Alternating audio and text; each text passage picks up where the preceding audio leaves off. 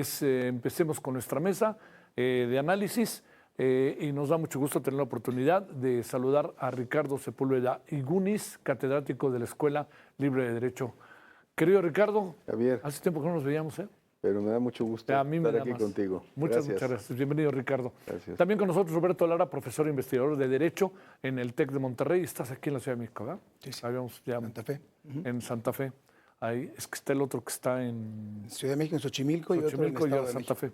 Pero sigue tres. siendo Ciudad de México, ¿va? Es que técnicamente se llama Ciudad de México el que está en Xochimilco. Sí. El Santa Fe se llama Santa Fe y Estado de México está por el otro, el lago de Toluca. Guadalupe. Sí, por el lago de Guadalupe, claro, para el otro lado, para Insurgentes, sí. Y también con nosotros Yasmín Bonilla, magistrada en materia administrativa del primer circuito.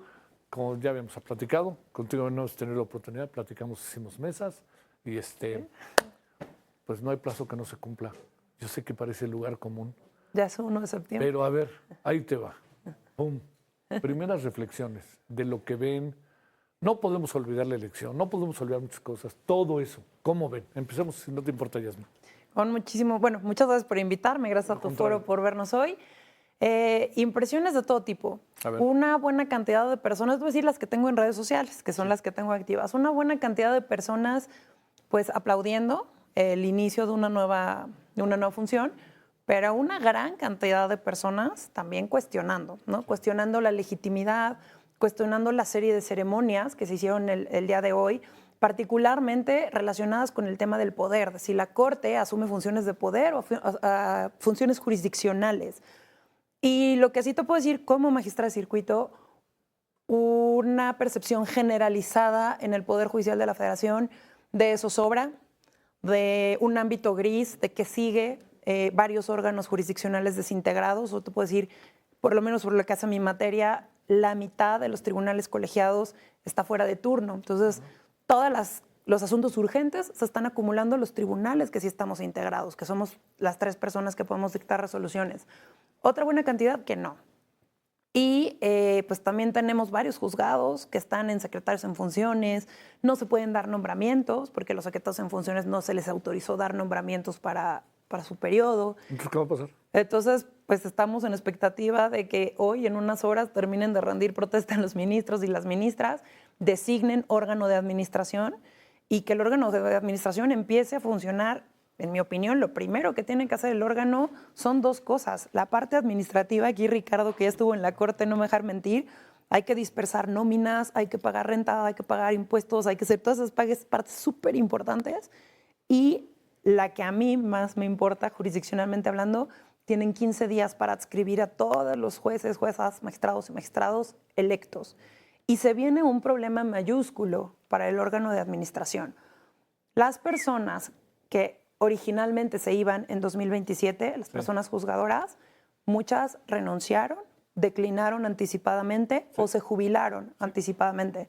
Entonces, tenemos hoy en el Senado a las personas que van a cubrir las vacantes, pero las del 2027 no fueron electas. Entonces, hay que saber a quiénes se van a poner en esas plazas que la Constitución no previó. La Constitución no previó. ¿Y qué pasa si alguien se enferma o se jubila anticipadamente? La Constitución solo previó la muerte. Ante la muerte de alguien que ganó, entra el segundo más votado. Pero las otras vacantes no están previstas. Entonces, hay un grave problema ahí. En algunos casos nomás era una persona, entonces, ¿cuál es el segundo más votado? Esa es otra laguna que se hacer tiene otra elección o qué? Pues técnicamente sí, pero bueno, ya vimos los problemas presupuestarios que arrojó esta elección. Antes, con el tema de carrera, entraba un secretario en funciones, que eso puede seguir sucediendo. Pero ¿y qué pasa si se jubilan masivamente otra vez en 2026? No puedes poner a puros secretarios en funciones. Entonces se hacían concursos de oposición para cubrir esas vacantes. Ahora el tema es de aquí al 2027, ¿qué va a pasar? A ver, ¿cómo ves las cosas de pronto, Ricardo? Pues yo creo que sí se prevé este cuello de botella administrativo. Más o menos ya está previsto ante un cambio de tal magnitud, pues es lógico que haya un tiempo de ajuste, ¿no? Ojalá y no se alargue tanto porque... Puede ser larga la curva de aprendizaje, ¿no? Bueno, esa es otra parte. Yo me refiero a lo administrativo. Sí. Luego viene ya propiamente la función jurisdiccional. Mira, y ahí lo que yo percibo, efectivamente, hoy no es muy distinto que ayer. y que hace un mes y que hace, pues desde que empezó este proceso, porque en realidad todo ha sido como nuevo, ¿no? Pero precisamente por eso, para mí como que la percepción que en conjunto tengo es de incertidumbre. ¿Qué es lo que va a suceder? Y hay muchos esfuerzos de análisis, de conversación como este, tratando de identificar qué es lo que va a suceder, dónde van a estar los problemas, qué oportunidades hay. Pero al ser novedoso, inusitado, desconocido, pues lógicamente lo que genera es una gran incertidumbre. Que vamos a ir tratando de colmar con el propio análisis de lo que vaya ocurriendo. Hombre, yo tomo la actitud de muchos de mis compañeras y compañeros, tanto en la función académica como jurisdiccional, de tratar de buscar cómo puede ser esto constructivo. Sí, salidas. Sí. Exactamente. Entonces, pero más allá de eso sí hay una gran sensación de incertidumbre que tarde o temprano donde repercute y donde te preocupa más, pues no es tanto en la cuestión de organización interna, sino qué va a pasar con los justiciables, con las personas que esperan justicia, ¿no? Sí. Porque ahí es donde está así de entrada mi respuesta sería, ahí es donde yo creo que la sociedad está preocupada, ¿no? A ver, Roberto, ¿se solucionará algo de lo que tanto Ricardo como ellos bien han planteado con el tema de, que también va a ser, supongo yo, un medio dolor de cabeza, de las leyes secundarias? Pues difícilmente. Me parece que estamos en un momento de narrativas muy cargadas hacia el simbolismo y hacia los típicos mensajes del poder. Y no había pasado eso en la historia de México en el ámbito jurisdiccional, porque la vocación judicial está orientada a otra cosa. Es más de escritorio, es más de gabinete, más de preparación, de erudición jurídica y de resolver los problemas sin tanto revuelo y sin tanta publicidad. Pero este tono de la reforma y este tono de la toma de posesión de hoy, por ejemplo, nos marca una narrativa absolutamente diferente, que pareciera que estamos asistiendo a la toma de posesión de presidentes municipales o de diputados, creo que inclusive hasta más exagerado, porque me parece que se está errando claramente la idea de una Suprema Corte, de unos magistrados, de unos jueces, ¿no? Sí. Y bueno, las leyes secundarias tendrán que venir a hacer su trabajo cuando se desborde, porque como es natural, se va a desbordar, toda esta serie de lagunas, de cuestiones no previstas en una reforma tan hecha al vapor, tan rápida. Debe ser un récord legislativo, una reforma constitucional que no le cambiara una coma, como venía el proyecto del entonces presidente López Obrador, y que todo lo que se hace a prisa y lo que se hace sin planeación, sin previsión de todo lo que puede suceder, pues queda mal. Y entonces va a quedar esto mal, ¿no? Pero parece que lo que importa ahora es dar un mensaje a la gente, a esos electores, que se trata de otro poder judicial, eso, más cercano a la gente, con un tono de populismo muy cargado, que vende. Pero que la gente, si antes no sabía y no le importaba lo que hacía la Corte, no es que esto lo vaya a cambiar, y la ley secundaria tampoco, porque la gente va a seguir sabiendo lo mismo que sabía antes, o sea, nada, o prácticamente nada de la Corte, o de cómo funciona un órgano jurisdiccional, pero sí va a tener un regalo de narrativas populistas, de narrativas pues muy cargadas, digamos, de este simbolismo que viene detrás del presidente nuevo, ¿no?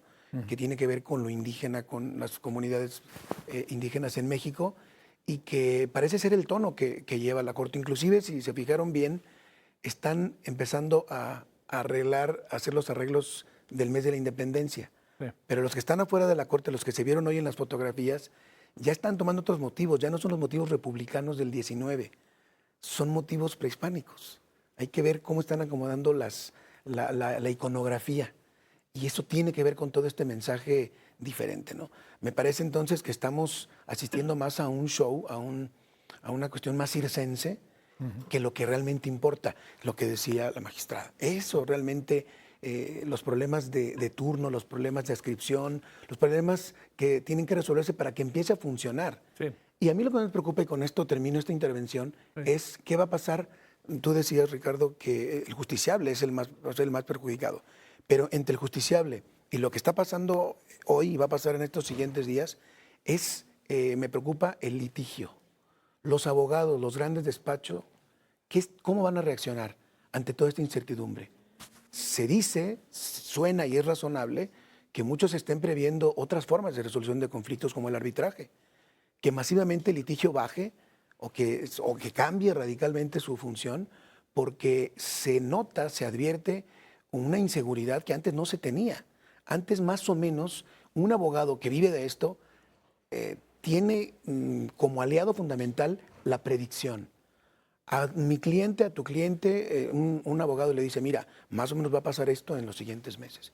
Y ahorita esa seguridad no la tiene un despacho, ni grande ni chico.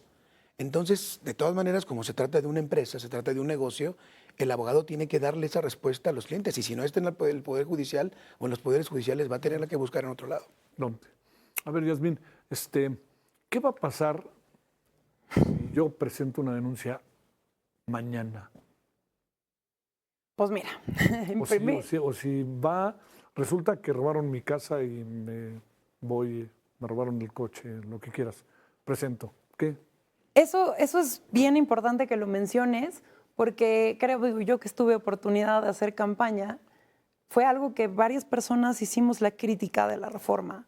Es que la reforma no tocó la justicia más cercana a la ciudadanía, esa que duele más, esa que es más sensible a la ciudadanía. Tocó al Poder Judicial, pero las fiscalías, los ministerios públicos no forman parte del Poder Judicial. De manera que la justicia de las procuradurías, de los ministerios públicos, esa que es más cercana, sigue idéntica. No se estableció una política anticorrupción en las fiscalías, no se estableció una política de agilización en las carpetas de investigación, no se fortalecieron las unidades de atención a las víctimas de violencia de género. No hay una parte de esta justicia que es más sensible a la ciudadanía, que es la que más le duele. Yo creo que a cualquiera de nosotros nos importa más si nos asaltan que pedir el amparo contra el impuesto fulanito de tal, que eso es algo altamente técnico que normalmente hacen los despachos, que son costosos, lo que cuestan los despachos, que tampoco se dijo eso, no se decía, es que la justicia es cara. Sí, pero es que no se habla de que los que cobran son los despachos, no los jueces ni los magistrados, ¿no? Claro. Entonces, esa justicia, que es la más cercana a la ciudadanía, sigue igual. Y otra cosa que hay que decir, y va relacionado con lo que le preguntabas a Roberto, es que las leyes secundarias tampoco se cambiaron. Muchas partes de la justicia lenta es por la gran cantidad de tecnicismos que la propia ley de amparo prevé. Si bien la Constitución estableció que ahora va a haber un plazo de 6 meses para la resolución, ojo, porque se lo hizo solo para 2 cosas. Para los temas penales, que urgía, o sea, sí es muy importante que la gente no esté injustamente presa, pero la ley secundaria no ha dicho cómo se va a desahogar ese cuello de botella de justicia penal de personas sin sentencia. Y la otra, para los asuntos que más le duelen al Estado, que son los tributarios. Todos los demás asuntos no están sujetos al plazo de 6 meses.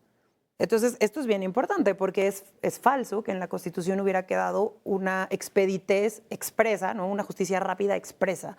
El 17 constitucional lo tiene, que la justicia tiene que ser pronta, expedita, rápida, eficiente, pero no hay nada que recorte los plazos previstos en ninguna ley procesal, ni en la ley de amparo que rige a la justicia federal, ni en los códigos procesales civiles y penales y todas estas cuestiones. De manera que, pues sí, la justicia más cercana a la ciudadanía, la del ciudadano de a pie, el juicio de divorcio, que no lo lleva el Poder Judicial Federal, el juicio de arrendamiento porque no te pagan la renta o porque te quieren sacar injustamente a pesar de haber pagado la renta, el hipotecario, las pensiones alimentarias, todos esos juicios que son los cercanos a la ciudadanía siguen igual. A ver, Carlos.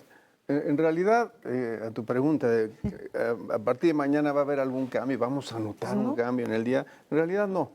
Este tipo de cambios que se dieron están dirigidos tienen como otra finalidad, ¿no? Y yo, escuchando lo que decía Roberto, por ejemplo, todos estos mensajes que se dieron hoy y que tienen mucha simbología, sinceramente a mí yo no estoy en contra de ellos. Me parece que hay cosas muy positivas, ¿no? que se pueden rescatar. No se diga de los pueblos y comunidades indígenas, ¿no? Por supuesto, donde hay mucho que hacer todavía.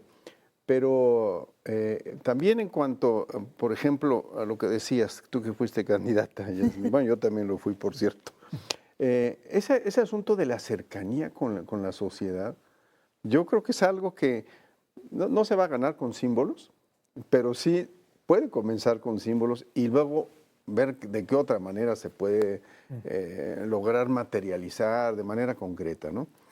Pero, bueno, estando a favor de eso, sí se prevén alguna serie de problemas que, te digo, no van a estar en el día a día, pero, por ejemplo, uno que yo no sé cómo se va a resolver y eso va a meritar acuerdos internos en la Corte, es cómo va a trabajar el Pleno, ¿no? O sea, en realidad, la Corte funcionaba con salas y las salas eran verdaderamente los espacios operativos, ¿no? Sí. Todo se resolvía ahí 10-1, vamos, comparado con el Pleno. El Pleno tomaba unas decisiones y cada vez se fue haciendo menor el número de casos que llegaban al Pleno, entre otras cosas porque las salas conocían asuntos más técnicos, ¿no? Dependiendo de la materia. Ahora no hay salas. Queremos una justicia más expedita, ¿no? ¿Cómo hacemos para que eso no se convierta también en un atorón dentro de la Suprema Corte? Es un asunto que a mí me parece que puede ser preocupante y así digamos que puede haber otros de diseño en la propia Corte porque, hombre, yo hablaba de incertidumbre, pero ¿saben? Yo pienso que también ante estas señales y todo hay como se está gestando una expectativa de que ahora sí va a haber justicia expedita y ¿cómo? ¿No? ¿Cómo? Entonces, ese es un reto que yo creo que sobre el que tenemos que estar pensando y la Corte pues va a tener que trabajar muy en detalle, ¿no? Será muy compleja yo supongo que sí. Te voy a preguntar algo que supongo que sí, pero tú me darás razones. Será muy compleja la curva de aprendizaje de los ministros y las ministras. Fíjate, hay una ministra, la autollamada ministra del Pueblo, que el otro día, sin querer queriendo, el ministro Lainez dejó en evidencia lo que había sido su trabajo a lo largo de este tiempo. Y es una ministra que peleó hasta el final ser presidenta de la Corte. A ver ahí qué va a pasar. Digo, me preocupa la capacidad también en términos intelectuales, ¿no? O sea, estamos hablando de personas que fueron elegidas bajo un criterio pues muy singular, porque además ni siquiera tuvieron una mirada por parte del Instituto Nacional Electoral y del Tribunal Electoral para por lo menos revisar los famosos acordeones y discutirlo más allá de la empatía que tienen con el gobierno algunos, ¿no? Fíjate que tu pregunta es extraordinariamente oportuna para abordar bien el problema, porque, a ver, cuando se habla de curva de aprendizaje, ese es un lenguaje que va siempre junto a lo técnico, a la actividad técnica. Eso es en el ámbito empresarial, pero también en el ámbito público. Claro. Cuando hablas de profesionales de la justicia o de la administración pública o inclusive de las cámaras de diputados, pero los que hacen gabinete, no los senadores o los diputados. La curva de aprendizaje naturalmente está en los operadores técnicos de cualquier ámbito, ¿no? Por eso, cuando hay elección popular, curva de aprendizaje y elección, yo no veo que sean conceptos que puedan conjugarse. No se pueden conjugar porque si lo que le importa a la reforma, y en este caso a la mayoría de los mexicanos, es la popularidad de una persona que hizo twitters y que le llegó a la gente como si fuera un presidente municipal, ¿qué importa si sabe o no derecho? Eso no le importó, eso no es el corazón de la reforma. La curva de aprendizaje ya se demostró que aún que hay personas, digamos, como la propia ministra Lenia que mencionaste, que no es que empezó ayer y no se ve que haya avanzado en la curva de aprendizaje desde que fue nombrada ministra y tampoco se ve que vaya a hacerlo ahora, ¿no? Porque, insisto, no buscan eso, esta reforma o esos perfiles, no buscan mejorar. Creen que están haciendo lo correcto de ese modo, siendo disruptivos con el orden jurídico, con el avance jurisprudencial. Ellos consideran que lo que se hacía antes con curvas de aprendizaje ascendentes era incorrecto, era neoliberal, era de espaldas al pueblo. Y lo que hacen ellos ahora, que yo diría que es al revés, es como desaprender, como desdecirse de toda la jurisprudencia, de muchos criterios de avanzada que se tuvieron en los últimos 30 años, quizás, por poner el ejemplo, o poner, digamos, el inicio de la reforma de 94 de Zedillo, y que ahora parece que hay que luchar contra ello. Entonces, la curva de aprendizaje no creo que sea algo que les preocupe realmente o que le preocupe a mucha gente, no quiero generalizar. Habrá algunos ministros seguramente de los nombrados, de los electos, y jueces y magistrados que se lo tomen más en serio, que efectivamente hablen de querer mejorar con su trabajo cada día. Pero a mí me parece que todo está en cómo está diseñado el plan. Y el plan yo lo veo diseñado precisamente para no aprender, sino para tratar de cambiar la cara a la justicia con una lógica que me parece a mí, con todo respeto, perversa. Una lógica perversa porque no es sacar el último criterio en materia de derecho comparado, de doctrina profunda, de Corte Interamericana de Derechos Humanos. Eso es neoliberal. Parece que acá lo que sirve es que la resolución sea popular, atractiva y que diga que se está acercando al pueblo, como el discurso que estuvieron dando el día de hoy, toda la mañana, no todo el día. ¿Qué significa que la justicia se tome abierta o de cara o cercana al pueblo? Y ahí yo quiero retomar el guante que lanza Ricardo, porque me parece que el trabajo de un juez, de una jueza, de un magistrado, de un ministro, no es ser popular. No puede ser, nunca lo ha sido. No. Eso de que la corte estaba separada o lejana, eso es cierto, pero no eran los ministros o los propios titulares los que iban a arreglar ese problema, a mi juicio. A mi juicio, lo que puede faltar son ustedes, los comunicadores. Un buen instrumento de comunicación social de los tribunales, que lo había, pero quizás no era tan bueno, es el que tiene que acercar las resoluciones, los contenidos, hacer una buena política de comunicación de expertos en comunicación política a la ciudadanía, no el juez. Si yo soy juez, no les dejaré mentir aquí, Yasmín, apenas tienen tiempo para comer los titulares. Todavía exigirles que después de resolver todos sus asuntos, no quedar en rezago, estar resolviendo las impugnaciones, además los problemas propios del tribunal que son administrativos, el personal, etcétera, encima tengan el tiempo para salir a la calle a ser populares para que la gente los conozca y los quiera. Es tanto como pedirle a un neurocirujano que después de tantas horas de operar salga a hacer un show en la calle para que la gente diga, mira, es el cirujano que operó a mi abuelita y es muy conocido por el barrio. Sí.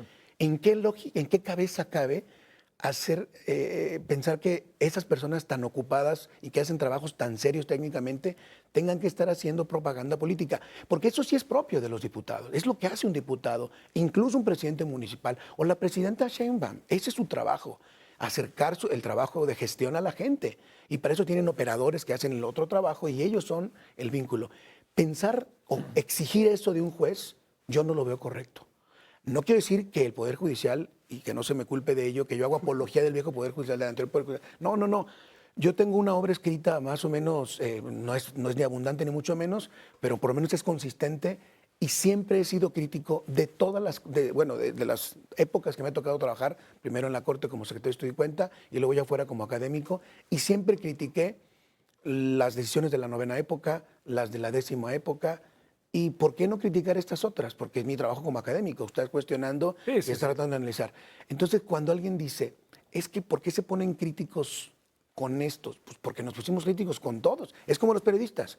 Los buenos periodistas, y tú lo sabrás mejor que nadie, tienen que estar haciendo un trabajo como el que decía Sócrates, ¿no? Ser el tábano que está picando al caballo para molestarlo. Ese es el trabajo. Ahora, también la memoria de un es corta. periodista. Esa es la otra cosa que también va a pasar. O sea, la memoria corta en relación a la Corte. Que la Corte Totalmente. Al final digan, pues nunca hizo nada, ¿no? Y de repente nos olvidemos de todo lo que sí hizo. Claro. Bueno, a la gente que recuerde que la Suprema Corte, que tanto se critica, tuvo un premio en la ONU de Derechos Humanos, en la época de Silva Mesa. Sí.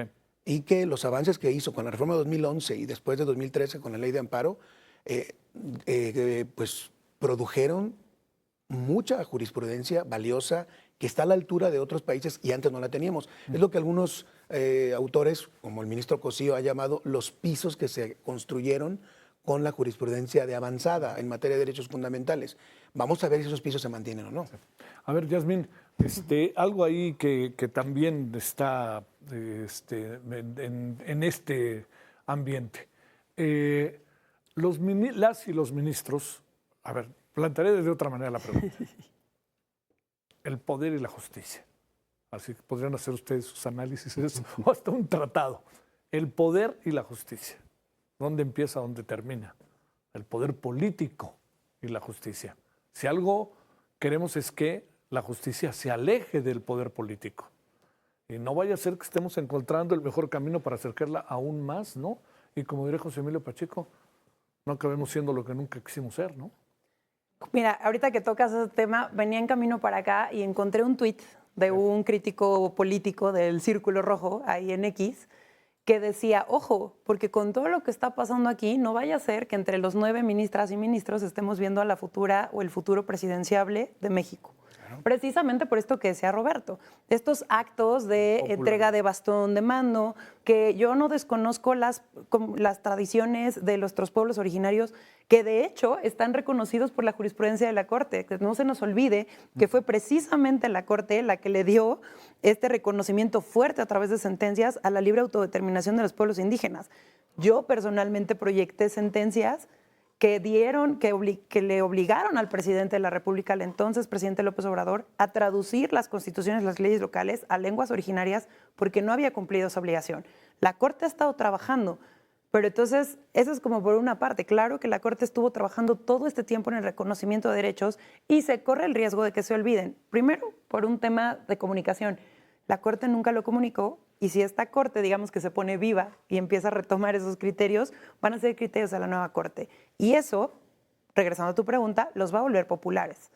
En alguna sesión de la antigua integración de la Suprema Corte, cuando se analizó el tema de consulta popular, precisamente para este tema de enjuiciar o no a los expresidentes de la República, uno de los ministros mencionó precisamente que la función de un juez constitucional, llámese ministro, llámese magistrado, llámese juez, no importa cómo se llame, la función de un juez constitucional no es ser popular.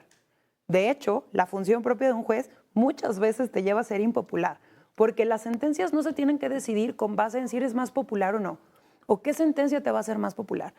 Las sentencias se basan en derecho. Hay veces que lo que decidas te va a hacer muy popular. Pensemos en casos icónicos, interrupción legal del embarazo.